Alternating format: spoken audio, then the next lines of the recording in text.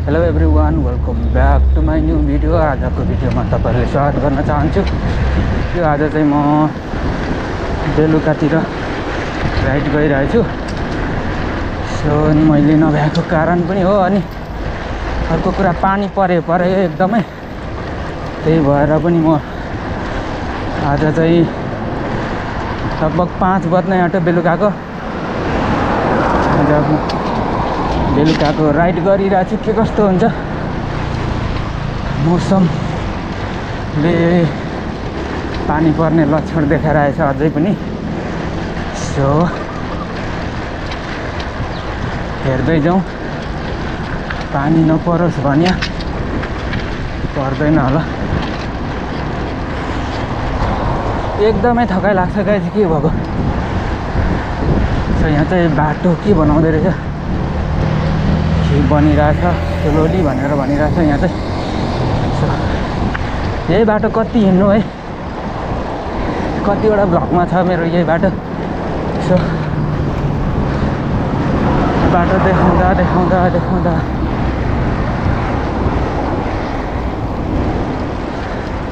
साथीहरूलाई पनि बोर भइसक्यो होला, कति हेर्नु एउटै बाटो भनेर।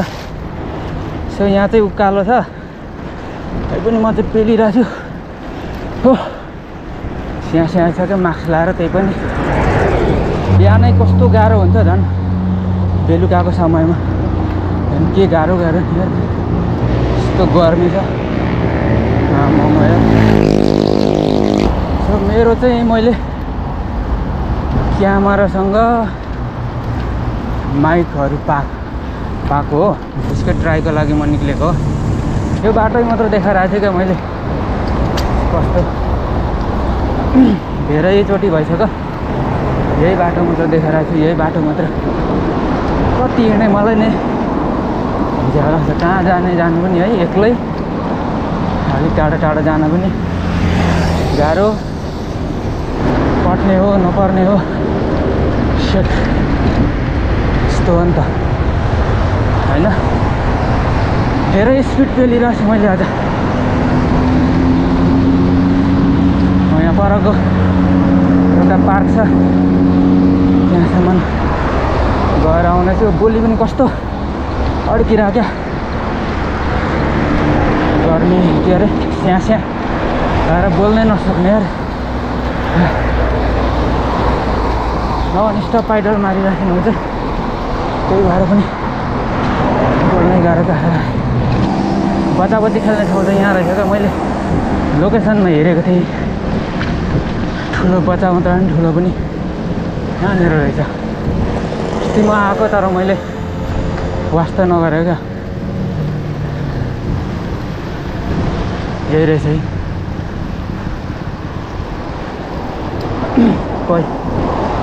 खोइ 20 रुपियाँ 30 रुपियाँ कतिको एटिएम जस्तो कार्ड हुन्छ, त्यहाँ गेम खेल्दा चलाउने हो। त्यो कार्डमा रिचार्ज गरेर चाहिँ खेल्नुपर्ने रहेछ क्या। कुनै दिन आउँला नभयो भने आमामा बेलुका त मान्छे यस्तो प्याक हुँदो रहेछ यार। अस्ति त थिएन बिहान त। सो म चाहिँ यो अहिले पनि मलाई बाटो दियो, केही छैन। ड्राइभरहरू कुनै यस्तो राम्रो हुन्छ, कुनै चाहिँ पेल्छ क्या साइकललाई। नेपालमा मात्र होइन, यहाँ पनि पेल्छ मासले। हाइवेतिर त यार कम्ता पेल्छ। धेरै टाढो जाँदिनँ, यो तलको पार्कसम्म मात्र हो। हेर्छु त्यहाँ कतिको मान्छे छ, मान्छे छ भने म धेर बेर बस्दिनँ। थोरै समयमा म फर्किहाल्छु। अलिकति मान्छे धेर छैन, किनभने बेलुकाको समय छ, त्यही पनि अहिले ईदको छुट्टी छ क्या। त्यही भएर मान्छे जता पनि धेरै नै हुन्छ। हेर्दै जाउँ मान्छे कतिको छ। अब धेरै छ भने नबस्ने हो, एकछिन पस्ने निस्किहाल्ने। थोरै छ भने चाहिँ सो साइकल त लानु पाउँदैन भित्रतिर।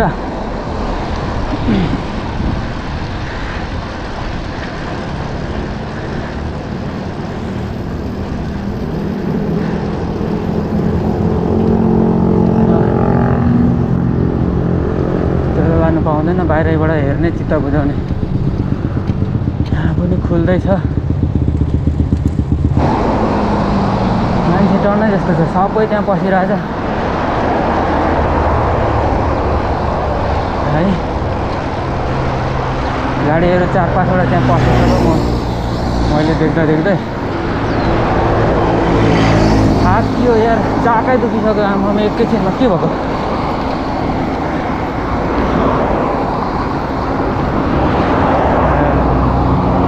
मान्छे त टन्नै छ राति त यार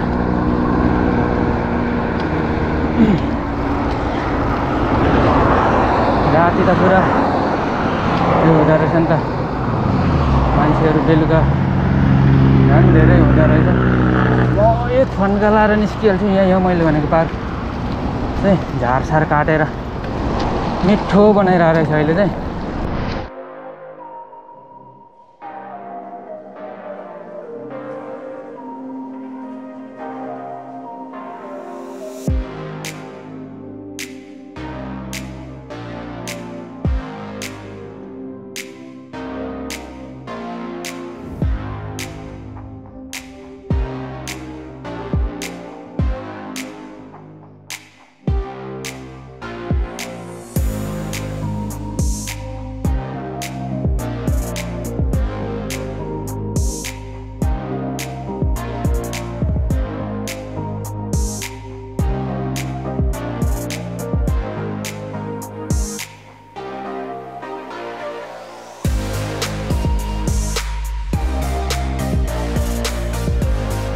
पार्किङ एरिया सबै म चाहिँ धेरै मान्छे रहेछ म बस्दिनँ धेरै एक राउन्ड लाउँछु फर्किन्छु है मान्छे त यार यस्तो धेरै हुने रहेछ म त मान्छे हुँदैन होला भन्ठानी राधा टन्नै नि मान्छे यार त्यो पसलै खोल्दा रहेछ नि त नि म त यताबाट घुमेर जाने हो।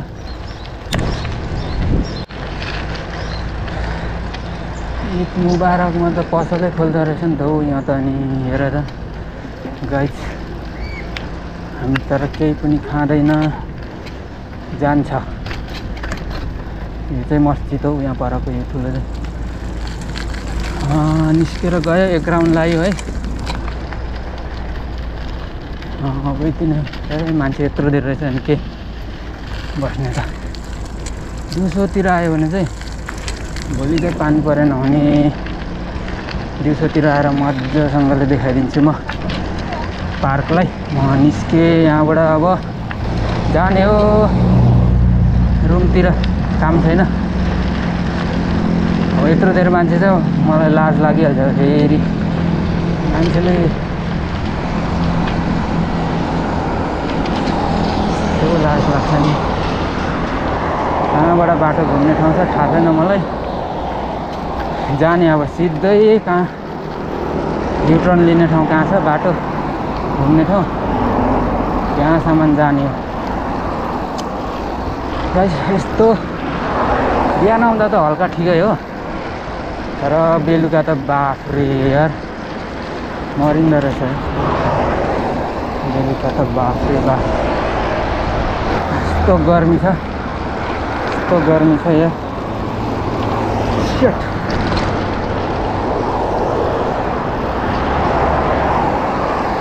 थाहा छैन मलाई कहाँबाट युटर्न लिने हो यार यत्रो तल आइसक्यो यार। त्यो रङ लेनमा बसिरहेको क्या त्यहाँको गाडीहरू सबै उता गयो एउटा मात्रै त आयो यस्ता फटाहरू छन् यता आउने लेनमा बसिरहेको त्यो सब गाडीहरू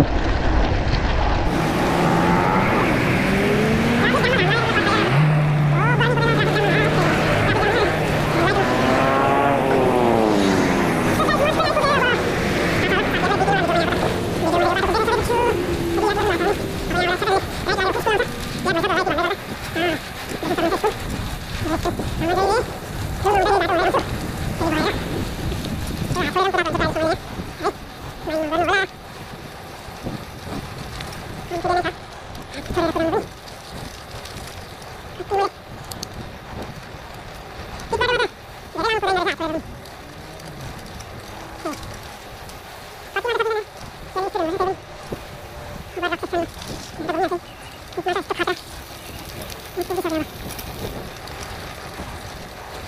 you.